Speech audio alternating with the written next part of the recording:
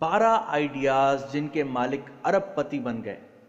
عام طور پر ہر 10 میں سے 9 کاروباری آئیڈیاز ناکام ہو جاتے ہیں، مگر جو کامیاب ہوتے ہیں ان میں ایک چیز مشترک ہوتی ہے اور وہ ہے ان کا زبردست ہونا۔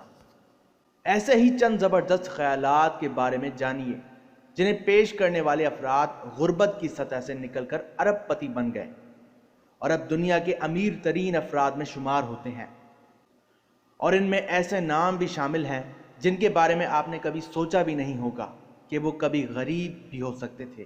گوگل کے بانی لیری پیج اور سرگی برن۔ لیری پیج اور سرگی برن امریکہ کی اسٹینفورڈ یونیورسٹی میں پی ایچ ڈی کے طالب علم تھے جب وہ پہلی بار ایک سرچ انجن کے آئیڈیا کے ساتھ سامنے آئے، تاہم ان کا یہ خیال اس وقت مارکیٹ میں موجود دیگر سرچ انجن سے مختلف تھا۔ یہ سرچ انجن صرف کی ورڈز ہی نہیں بلکہ ویب پیجز کے لنکس میں سرچ کی جانے والی چیز کی مناسب اور نمبر کا تجزیہ بھی کر سکتا تھا۔ اب 2 طالب علموں کا پیش کردہ گوگل سرچ انجن انٹرنیٹ پر راج کر رہا ہے اور یہ کمپنی سینکڑوں ارب ڈالرز کی مالک بن چکی ہے۔ اس کے ساتھ ساتھ وہ دنیا کے مقبول ترین موبائل فون پلیٹ فارم اینڈرائیڈ اور دنیا کی سب سے مقبول ترین ویڈیو ویب سائٹ یوٹیوب کو بھی چلا رہا ہے، جبکہ دیگر انوکھی ایجادات بھی سامنے آتی رہتی ہیں جیسے گوگل گلاس وغیرہ۔ دلچسپ بات یہ ہے کہ لیری پیج اور سرگی برن دونوں اس لگ بھگ 30 ارب ڈالرز کے مالک بن چکے ہیں۔ مارک زکربرگ ہارورڈ میں انڈر گریجویٹ تھے جب وہ ایک فیس میش نامی ویب سائٹ کے خیال کے ساتھ سامنے آئے۔ اس سائٹ کے ذریعے مارک زکربرگ نے سیکھا کہ کس طرح ٹیکنالوجی کو لوگوں کو آن لائن کنیکٹ کرنے کے لیے استعمال کیا جا سکتا ہے، اور پھر انہوں نے ایک سائٹ thefacebook.com متعارف کرائی۔ بعد ازاں اس ویب سائٹ کا نام تبدیل کر کے فیس بک رکھ دیا گیا اور ایک دہائی کے اندر اندر یہ 250 ارب ڈالرز کی کمپنی کی شکل اختیار کر گئی۔ ذاتی طور پر مارک زکربرگ خود 35 ارب ڈالر سے زائد کے مالک ہیں۔ مائیکل بلومبرگ 1970 کی دہائی میں وال اسٹریٹ کے ٹریڈر تھے، تاہم اس زمانے میں انہیں احساس ہوا کہ مالیاتی کمپنیاں قابل اعتبار کاروباری معلومات کے لیے بڑی رقم ادا کرنے کے لیے تیار رہتی ہیں۔ اس موقع سے فائدہ اٹھاتے ہوئے انہوں نے ایک ایسا کاروبار متعارف کرایا جو ہم مالیاتی معلومات کمپیوٹر ٹرمینلز کے ذریعے فوری طور پر مہیا کرنے کا کام کرتا تھا۔ اب اس کمپنی کو سالانہ 8 ارب ڈالر سے زائد کی آمدنی ہو رہی ہے اور یہ دنیا کی طاقتور ترین میڈیا اور مالیاتی معلومات مہیا کرنے والی کمپنیوں میں سے ایک ہے۔ مائیکل بلومبرگ بھی اس کے نتیجے میں 37 ارب ڈالرز کما کر دنیا کے امیر ترین افراد میں سے ایک بن چکے ہیں۔ جیف بیزوس 90 کی دہائی میں ایک امریکی کمپنی میں ملازم تھے جب انہوں نے اپنی کمپنی کھولنے کا فیصلہ کیا، تاہم کوئی کاروبار سمجھ میں نہیں آتا تھا۔ تاہم آن لائن بک سٹور کو متعارف کرانے کا خیال ان کے دل کو بھا گیا۔ اب کی یہ کمپنی امیزون کے نام سے دنیا بھر میں آن لائن خریداری کی مقبول ترین سائٹ بن چکی ہے، جس کی مالیت 200 ارب ڈالر سے زائد جبکہ سالانہ فروخت 88 ارب سے زیادہ کی ہے۔ جیف بیزوس کی ذاتی دولت کا تخمینہ بھی 38 ارب ڈالر سے زائد کا لگایا جاتا ہے۔ Larry Allison.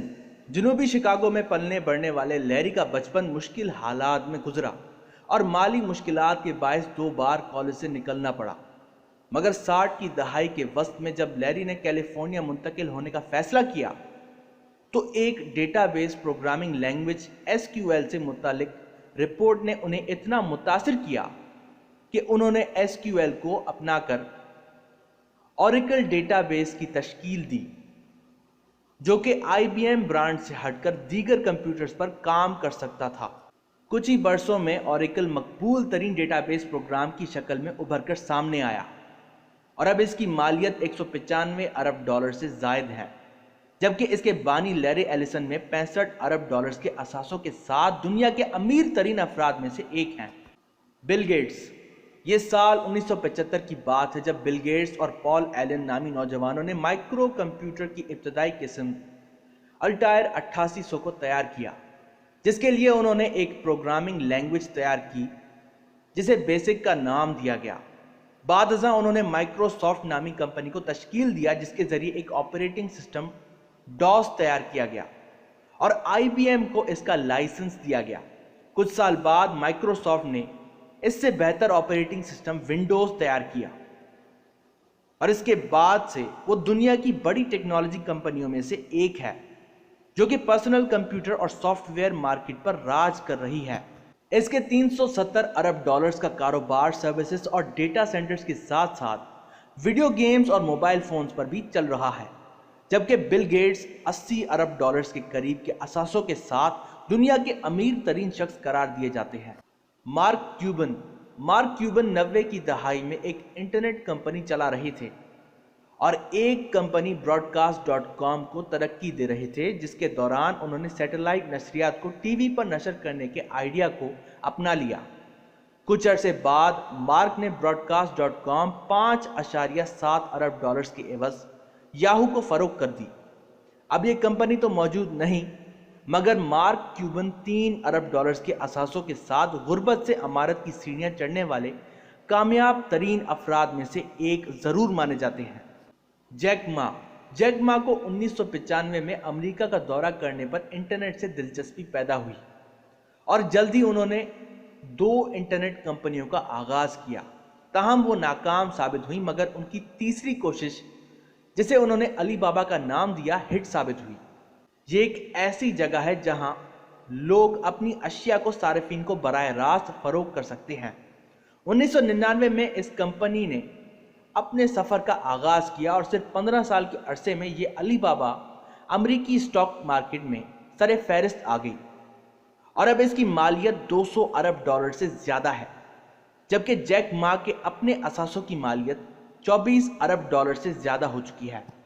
जॉन कोम ने अपने शराकतदार ब्रायन एक्टन के साथ मिलकर एक ऐसी फोन बुक एप्लीकेशन तैयार करने की कोशिश की जो लोगों के नामों के स्टेटस अपडेट्स के सामने शो हो, जिसमें मुख्तलिफ चीज़ें जैसे मकामात या ये पता चल सके कि मज़कूरा शख्स फ़ोन पर मसरूफ़ है या नहीं वगैरह ज़ाहिर हो सके। बादज़ा इस एप्लीकेशन को व्हाट्सएप का नाम देकर इसमें फीचर्स और नोटिफिकेशंस को शामिल किया गया और मैसेजिंग प्लेटफॉर्म की शक्ल दे दी गई। ये इतनी मकबूल साबित हुई कि 2014 में फेसबुक ने 19 अरब डॉलर्स के एवज इसे खरीद लिया, जबकि इसके मुतहर्रिक सारिफीन की तादाद अब 800 मिलियन से ज़्यादा है, जबकि जॉन कोम के ज़ाती असासों की मालियत 6.8 अरब डॉलर्स तक पहुंच चुकी है। जेरी यांग और डेविड फ्लू वेबसाइट्स की एक लुगत तैयार करने के ख्याल के साथ सामने आए और उन्होंने Jerry and David's guide to the world wide web को मुतारिफ कराया। उसके सामने के 1 साल बाद ही ये दुनिया की मकबूल तरीन वेबसाइट्स में से एक बन गई और उन्होंने इसका नाम तब्दील करके याहू रख दिया, जो कि आज की दुनिया में सबसे बड़े वेब पोर्टल्स में से एक है।